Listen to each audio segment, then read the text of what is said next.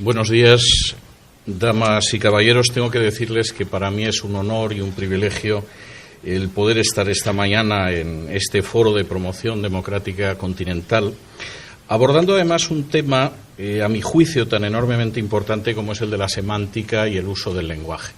Obviamente, en 15 minutos esto va a ser un vuelo de pájaro, y un vuelo de pájaro muy rápido. Lógicamente quedarán muchos cabos sueltos, pero sí me gustaría abordar algunos temas que me parecen esenciales. Permítanme empezar con una cita. Dice así: todo el aparato gubernamental se dividía en 4 ministerios. El Ministerio de la Verdad, que se ocupaba de las noticias, los espectáculos, la educación y las artes. El Ministerio de la Paz, encargado de las cuestiones relacionadas con la guerra. El Ministerio del Amor, que se ocupaba de mantener la ley y el orden, y el Ministerio de la Abundancia, que era el responsable de los asuntos económicos. La descripción que acaban ustedes de escuchar la escribía en el año 1949 un británico que se llamaba Eric Blair, aunque seguramente muchos sabrán que su nombre de guerra, su seudónimo era George Orwell, y que el libro del que yo he citado es 1984. 1984 describía, en una fecha que ya tenemos 3 décadas a las espaldas, un mundo en el que habría desaparecido la democracia. Y de manera, por cierto, bastante lúcida, me atrevería a decir que brillante, ese mundo en el que habría desaparecido la democracia sería un mundo en el que los únicos regímenes que habría serían precisamente dictaduras socialistas. Eric Blair no escribía porque sí, de hecho tenía una experiencia a las espaldas antes de haber tomado la pluma o la máquina de escribir muy interesante. En el año 1937 había acudido a España a combatir en una milicia de izquierdas y estuvo a punto de ser fusilado, pero curiosamente no por las tropas del general Franco, sino por los agentes de Stalin en España. Y desde luego había aprendido mucho de esa experiencia. No solamente eso, Eric Blair además describía como la gran amenaza para la democracia que todavía existía en 1949 la creación de sistemas socialistas que tendrían fundamentalmente 3 características. El primero, la escasez. La segunda, el gobierno ejercido mediante una oligarquía que sería imposible de desplazar del poder. Y la tercera, la manipulación del lenguaje. La manipulación del lenguaje iba a ser tan importante que sobre todo iría hacia los sentimientos y que además se serviría de poderosos aparatos mediáticos. En esto, como en muchas otras cosas, hay que decir que Orwell fue profético. No solamente fue profético, yo tendría que decir que si en estos momentos existe una amenaza en Hispanoamérica para la persistencia de las democracias, es precisamente la de regímenes de ese tipo. Regímenes de carácter socialista, en los que abunda la escasez económica, en la que el gobierno está formado por una oligarquía que no tiene la menor intención de verse desplazada del poder y en el que se utiliza una forma de lenguaje, el double talk que decía Orwell, ese lenguaje doble que únicamente es la mentira. De manera bastante reveladora, y creo que esto es para reflexionarlo continuamente, el socialismo totalitario no desapareció en 1991 con el colapso de la Unión Soviética. Todo lo contrario, ha mutado. Y esa mutación, además, está siendo especialmente peligrosa, y me alegro de que se mencionara el Foro de Sao Paulo, porque este es uno de los aspectos que a veces se pasa por alto, pero es enormemente relevante. Ha mutado con visos de extenderse, sobre todo en países que sociológicamente son católicos, y esto por una serie de razones. De manera bien reveladora, la base de esa expansión, la base de esa amenaza para la democracia, amenaza real, insisto, y en proceso de crecimiento, aguanta sobre 3 manipulaciones del lenguaje, y son 3 manipulaciones del lenguaje absolutamente orwellianas. La primera, la guerra es la paz.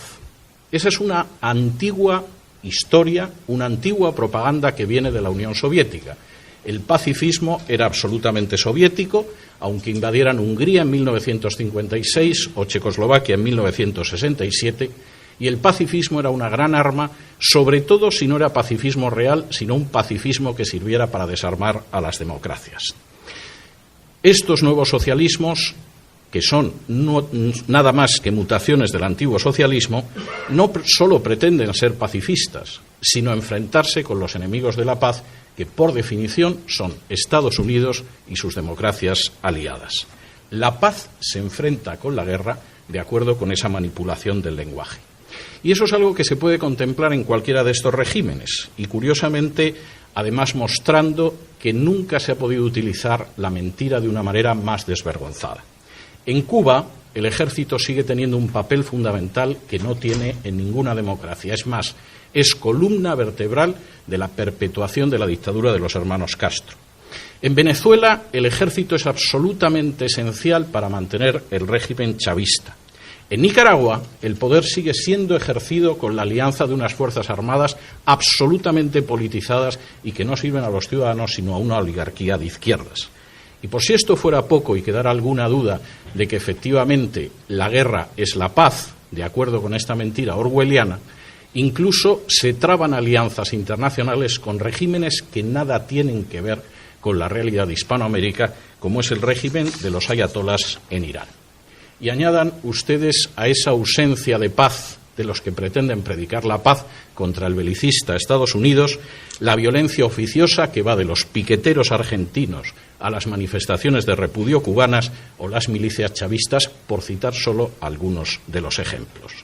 Es más, sin el uso sistemático de distintas formas de violencia, sin el control de las Fuerzas Armadas y sin la coacción de los más variados tipos, ninguna de estas dictaduras pacifistas se podría mantener 24 horas en el poder. Segunda mentira, la miseria es la justicia de los pobres. El fracaso del sistema socialista es algo, en términos históricos y objetivos, absolutamente innegable e irrefutable.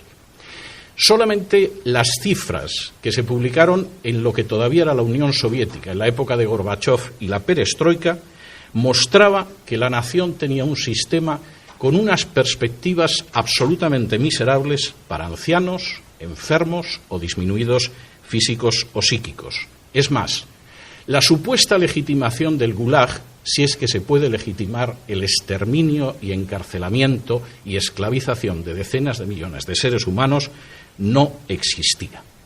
Y eso sucedía en una nación que tenía ingentes materias primas, posiblemente el país más rico del globo en materias primas, un sistema educativo de elevadísimo nivel y cuadros disciplinados y preparados. Asuman ese mismo sistema en naciones como Cuba, Bolivia, Venezuela, Ecuador, Nicaragua o Argentina, que ni tiene esa riqueza, ni esos cuadros, ni ese sistema educativo, y a nadie le sorprenderá la miseria. Pero el recurso a la mentira resulta obligado para disfrazar la miseria y la mala gestión de justicia para los pobres. Los ejemplos son muchos, no me puedo detener en todos ellos, pero por ejemplo, es la insistencia en culpar de todos los males económicos de las naciones de Hispanoamérica al régimen capitalista, cuando es muy dudable que en la mayor parte de Hispanoamérica, con las excepciones y los matices que ustedes quieran, haya habido jamás un régimen capitalista. Si por régimen capitalista entendemos el libre mercado, la libre competencia y la justicia independiente. Me permitirán que les diga que, en mi opinión, en Hispanoamérica, en términos generales, lo único que ha habido siempre es una continuación del sistema hispánico de riqueza. Es decir, la riqueza no viene de la libre competencia, del talento o de la independencia judicial, sino que viene de la cercanía con el poder político. Y eso quizá explica por qué no ha aparecido ningún Steve Jobs o ningún Bill Gates al sur del Río Grande. Porque en realidad todos sabemos que hasta esas dictaduras socialistas están creando sus propias oligarquías y que los nuevos millonarios, por ejemplo en Venezuela, no es gente de especial talento o con especial capacidad para crear riqueza, sino gente más cerca del calorcito que da el poder. No es de lo mejor que evidentemente trajimos o trajeron los españoles a América. Y ciertamente el mensaje es claro. La miseria, en realidad, es la justicia para los pobres. Aunque esos pobres tengan que hacer cola para comprar papel higiénico o se hayan enterado hace muy poco de que si viven en Argentina solo podrán hacer 2 compras online al año. No solamente eso. Se tacha de antipatriotas a los que aman a su patria y quieren la libertad de su patria, olvidando la famosa máxima de Thomas Jefferson de que el mayor patriota es el disidente, porque por encima de intereses políticos lo que quiere es la prosperidad y la libertad de su nación. Tercera mentira, las tinieblas son la luz. El impacto de estos sistemas debe muchísimo, aparte de al poderoso aparato de propaganda y, por supuesto, al respaldo internacional, al hecho de que hay una tierra de cultivo que es especialmente favorable. Naciones que han sido maceradas desde hace décadas con conceptos y términos como la opción preferencial por los pobres, o el asistencialismo, o el recelo hacia la economía de mercado, que han padecido, permítanme que utilice ese verbo, la teología de la liberación, eran cultivo abonado para que en un momento determinado creciera la planta siniestra del socialismo totalitario. Y esto era claro ya en los años 70. Cualquiera que sufriera la enorme agonía estética de leer un libro de uno de los teólogos de la liberación brasileño, Fray Beto, titulado Fidel y la religión, donde el dictador cubano pretendía aunar, más bien pervertir y subvertir categorías de pensamiento cristianas para amaestrarlas hacia el comunismo, sabe de lo que estoy hablando. Y cuando los hermanos Boff, posiblemente los teólogos más importantes de la liberación, decían que su base de trabajo era la Biblia, pero su instrumento de análisis era el marxismo, desde luego no estaban hablando por hablar. Estaban empezando a abonar un territorio en el que están creciendo en los últimos años plantas tan amargas como el chavismo o la dictadura de otros personajes parecidos. ¿Hasta qué punto esto funciona? Se puede ver en multitud de manifestaciones. Quisiera centrarme solo en una, porque suele pasarse por alto en los medios de comunicación internacional. En los medios de comunicación internacionales nos fijamos en Cuba, por eso de que Cuba pervierte la situación internacional desde hace más de medio siglo. Nos fijamos en Venezuela, porque es un país importante y petrolífero. Pasamos a la Argentina, que es un país grande, y pasamos por alto, por ejemplo, naciones más pequeñas como Nicaragua. Eso es un gravísimo error. Nicaragua lleva más de 40 años siendo el tubo de ensayo de las experiencias socialistas totalitarias en el subcontinente. La esposa del actual presidente de Nicaragua, el comandante sandinista Daniel Ortega, es auténticamente un paradigma de lo que cabe esperar de las estrategias del Foro de Sao Paulo. Rosario Murillo puede ser al mismo tiempo bruja y llevar entre 15 y 20 anillos en los dedos, generalmente de turquesa, porque al parecer eso evita la mala onda de los enemigos del pueblo, que por supuesto son los que no son sandinistas y aman la libertad. Puede ser considerado un personaje importante de la brujería internacional y al mismo tiempo mantener unas relaciones extraordinarias con el cardenal Obando o señalar que la Virgen ilumina a Daniel Ortega. No solo eso. El grito de propaganda en Nicaragua es «Viva Nicaragua, cristiana, socialista y solidaria». Y presentando al cardenal Obando, antiguo disidente, y yo diría que enemigo valiente del régimen sandinista, Rosario Murillo decía lo siguiente: «Te tenemos aquí para invocar al Altísimo, al Todopoderoso, al Gran Espíritu, al Supremo Hacedor, a la fuerza que nos mueve desde la vida hacia la vida, con nosotros en esta Plaza de la Fe San Juan Pablo II, su eminencia reverendísima Cardenal Miguel Obando y Bravo». Para añadir a continuación, puro Foro de Sao Paulo: «Cardenal Miguel, eres esa luz de esperanza y fe, viva el cardenal, nuestro amigo fiel». Y por supuesto en Nicaragua la revolución se llama la Revolución del Amor. Rosario Murillo dice que empuñan las armas del amor y, por si fuera poco, para terminarlo de arreglar, es habitual en los medios de comunicación que veamos al comandante yendo a misa. Parece que eso no está influyendo mucho en sus hábitos políticos. Que todo esto se parezca algo a lo contenido en las páginas de la Biblia es dudoso, pero que resulta efectivo políticamente esa perversión del lenguaje es absolutamente imposible de negar. Quizá, a fin de cuentas, como escribía Pablo de Tarso, a Satanás no le cuesta mucho convertirse en ángel de luz. Quizá, y concluyo, esta tarea, la tarea de mostrar la falsedad del lenguaje, la utilización de la mentira, la perversión de valores queridos para millones de personas, vaya a ser la tarea más relevante de nuestro tiempo. porque implica identificar primero y denunciar y combatir después cómo detrás de los cacareos en favor de la paz se plantan las semillas de la violencia y de la sangre.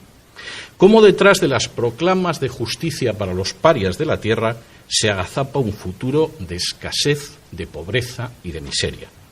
Y cómo detrás de las apelaciones más nobles del ser humano, como la de justicia, no hay sino una ansia de poder dispuesta a pactar con cualquier instancia para mantenerse despóticamente.